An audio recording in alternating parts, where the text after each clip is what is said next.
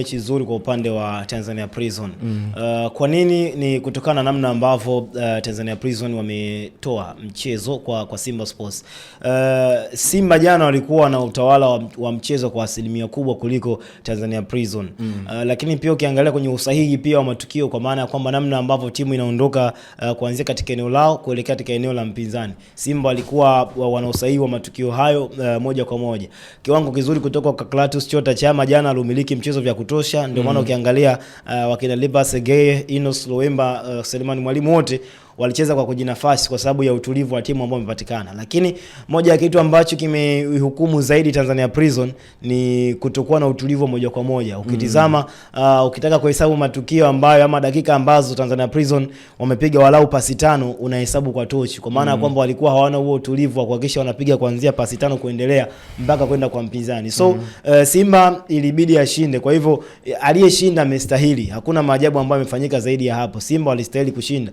Kiwango kizuri ama goli zuri kutoka kwa Selemani Mwalimu, nice timing, foul inatokea, anapewa Inos Loemba, anapiga na kutana moja kwa moja. Ni moja ya goli zuri sana na sio kitu kigeni kwa Selemani Mwalimu. Tunatarajia kuona haya akiyafanya mara kwa mara, kwa sababu wakati yuko Fountain Gate alikuwa anafanya hizi kwa ubora, na leo hii yupo Simba akiaminiwa zaidi, yeye pamoja na Jonathan Soa ambaye kwa sasa na adhabu ya anayoitumikia ya kadi nyekundu. So ya kosa ambalo alifanya kwa Emily Mao. So nadhani Simba walistahili kupata matokeo ambayo yanapata, kwa sababu walikutana na mpinzani ambaye hata mwenyewe majibu ambayo anayajibu hayakuwa bora kiasi cha kwamba tuseme Simba huenda akapoteza ama akatoa sare katika huo mchezo. So jana ni timu ambayo imeshinda, ilistahili kushinda. Lakini Tanzania Prison hawakuwa na kiwango bora, kiachilia mbali pitch kuwa unsupportive moja kwa moja.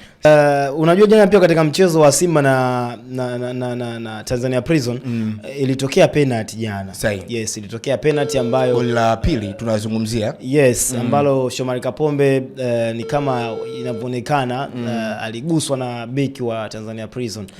Wengi wakazungumza mengi kwamba huenda ilikuwa pia ni penalty sio penalty. Naweza nikasema hivyo. Lakini kwa upande wako wewe ulivyoangalia mpira ambao ulitoka kwa Selemani Mwalimu akaupiga kuelekea kwa Shomari Kapombe, hili style kuwa penalty?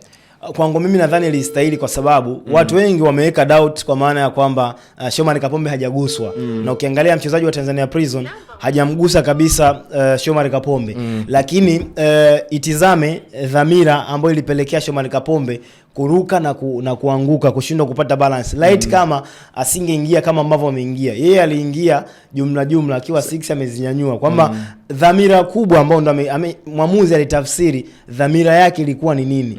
What if Shomari Kapombe asingeruka, kwa maana angekwenda kumchezea rafu ndani ya box. Lakini kingine, Shomari alikuwa na advantage ya kupiga cross na huenda ingezaa goli. Kwa hivyo umekwenda kuingia kwa hatari hata kama umemkosa, lakini dhamira yako ilikuwa ni kucheza rafu ndani ya box, kitu ambacho kimepelekea kuondoa timing ya Shomari Kapombe kutoa cross ambayo pengine ingezaa goal. So to me ilikuwa ni penalty dhahiri. Sijajua wale ambao wanasema sio penalty wameangalia kitu gani hasa, lakini kwangu mimi of course ilikuwa ni penalty dhahiri ambayo Simba wameipata na Roshan The Rock akaitendea haki. Selemani Mwalimu anaendelea kufanya vizuri kadri anavyoaminiwa. Pengine huu ndio ubora ambao tunautarajia kutoka kwake. Of course, nilikwambia kwamba Sele Gomez ni one of the best strikers ambao tumebarikiwa kuwa nao katika ardhi ya Tanzania. Anachokifanya Simba ni kama ni muendelezo, na sasa hivi bado hajarejea kwenye ubora wake. Selemani Mwalimu tuliyomuona dhidi ya Fountain alikuwa ni bora sana katika ligi kuu ya Tanzania, alikuwa anafunga sana. So maybe kule ilikuwa ni pressure iko chini, ndio maana unaona alikuwa anacheza kwa uhuru na kwa kujiamini zaidi.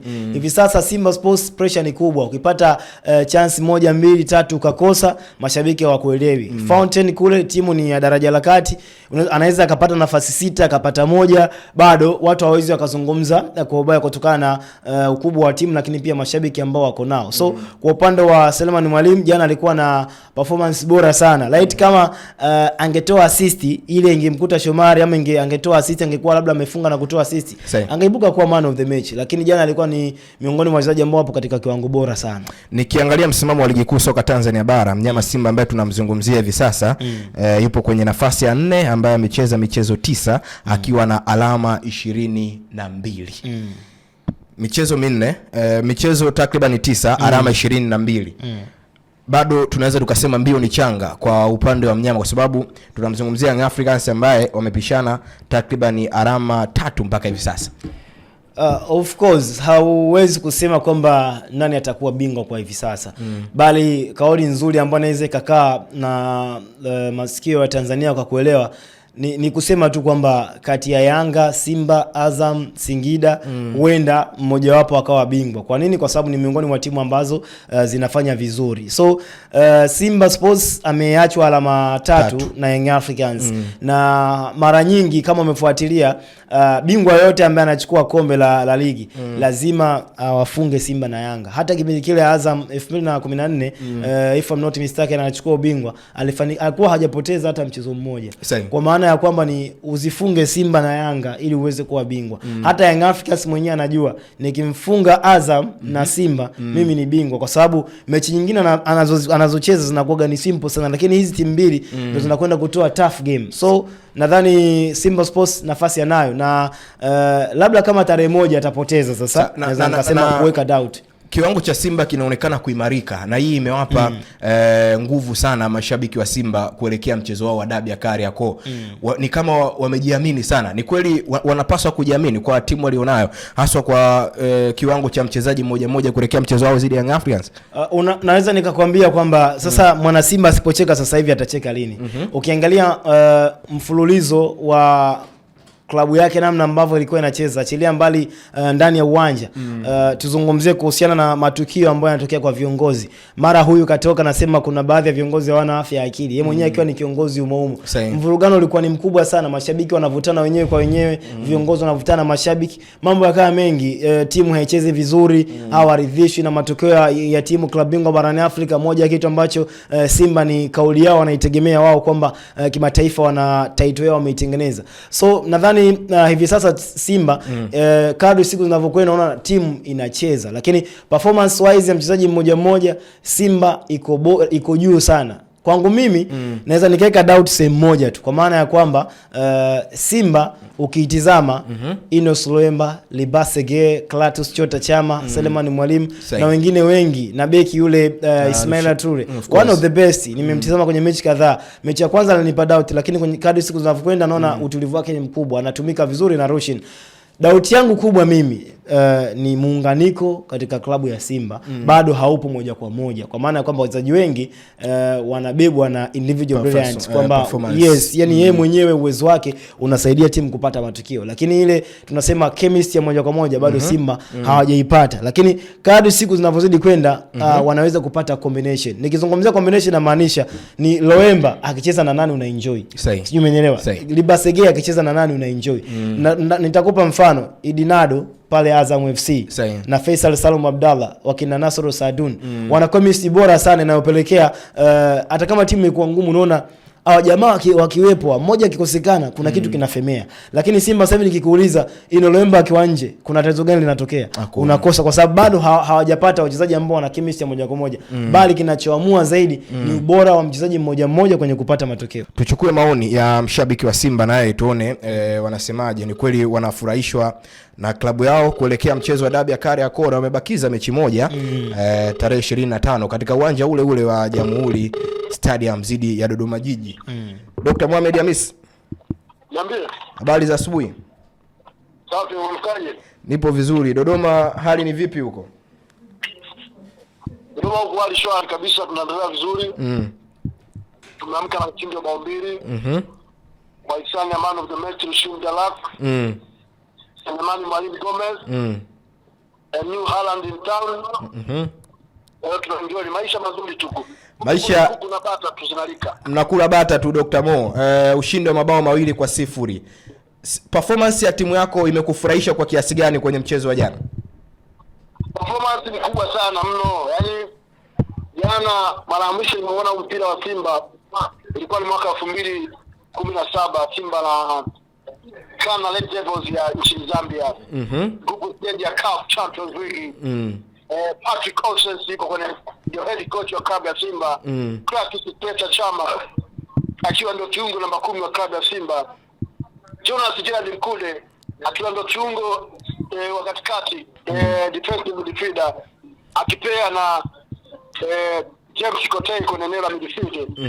Wakati Hassan Dilunga Chidi akitokea kushoto kama winga mbuifu aki-anticipate kuelekea kushoto na kupeleka mpira katikati.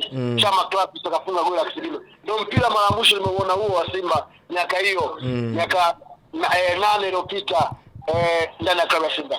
Sasa ni kama mnatuma salamu sasa kwa mpinzani wenu Young Africans kuelekea machi moja, Dokta. Of course hiyo ni salamu ya majirani, na waambie sisi tuko salama. Sijui wao huko wanaobebwa kwa mbeleko za makutubi na malipaliwa mchongo. Kuna timu imebebwa? Kuna timu imebebwa mgongoni kwa mbeleko. Mchezo gani kama kabisa kawekewa na baby show? Unazungumzia mchezo wa jana? Wewe umeona? Goli lao la mchongo? Refari penalti ya uongo anaikubali, anakataa penalti ya ukweli halali. Yes, kwa hiyo ni mbeleko tu ambao wamebebwa. Kwa hiyo lakini wao pia penalti yao wanasema kwamba ilistahili kuwa penalti na ile haikuwa penalti. Kama audio marejeo ya ile video uangalie. Haikuwa penalti ile. It was not clear penalty. Ni mtu ambaye ilikuwa ni nyepesi sana. Lakini penalti ya Namungo ilikuwa ni clear penalty ambayo referee alishindwa kuiamua. Sawa Dokta, pengine performance ya mchezaji mmoja kwa timu yako inakupa kujiamini kwa kiasi gani kuelekea mchezo wa dada? Yani kuna two things involved hapo. Listen to me. Kuna performance ya individual performance, alafu kuna ile teamwork performance. Yani ni fantastic. Ukija kwenye individual performance ni excellent, keep up on it. Ukija kwenye ile teamwork performance ni excellent pia, keep up on it. Banake tumejipata sasa. Hii ndio Simba ya sai na maziwa ambayo tulikuwa tunaisubiria, ambayo unakaa chini na kunywa supu na shuka mpaka vidoreni. Ndio Simba hii.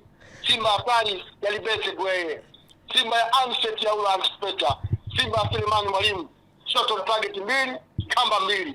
Simba ya Ino Siliomba, one of the best player katika central area kama kuna attacking phase. Mshambuliaji ambaye ni hatari, tumetoa na Genuity Investment Company Limited chini ya mkurugenzi Gasira Joseph. Dokta, mimi nikushukuru sana kwa wasaa wako, lakini inaonekana Dar es Salaam utorudi, utaunganisha moja kwa moja Zanzibar. Narudi kufanya Dar es Salaam wakati raha ziko Dodoma wewe. Na ukitoka Dodoma unaunganisha moja kwa moja Zanzibar? Nikitoka Dodoma ni Zanzibar moja kwa moja. Nikushukuru sana Dokta. Kila la heri. Bwana ni Dr. Mohamed Hamisi, na tumezungumza hapo kwa upana sana kabla sija Africans, lakini kabla hapo Namungo walipata faulu kwenye box ambayo walienda kucheza Damaro.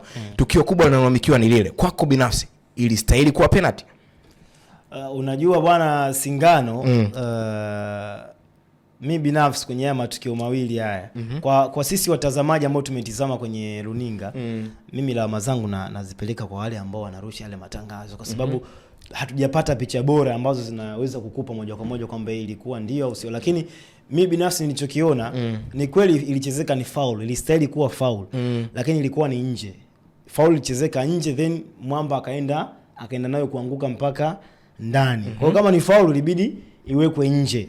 Then mchezaji ilibidi apewe kadi ya njano kwa ajili ya kumdanganya muamuzi. Yes, kwangu mimi niliona hivyo kwenye tukio la Damaro. Lakini kutokana picha za marejeo namna ambavyo hazionyeshi vizuri, watu wengi wanawatengeneza hiyo doubt kwa nini haijawa hivi. Lakini kwangu mimi nadhani ilikuwa ni foul, lakini ilibidi iwe ya nje, sio ya kwenye penalty box. Ni kwa nini muamuzi akuweka hata hiyo foul wenyewe ambayo umeizungumzia? Sasa hapo ndo kuna changamoto. Huenda hakuona, niseme hakuona kwa sababu unajua haya mambo ya waamuzi haya, ndio maana wenzetu Ulaya wakaamua kutafuta masuala ya VAR kwa sababu kwenye masuala ya maamuzi huaga inatokea sintofahamu.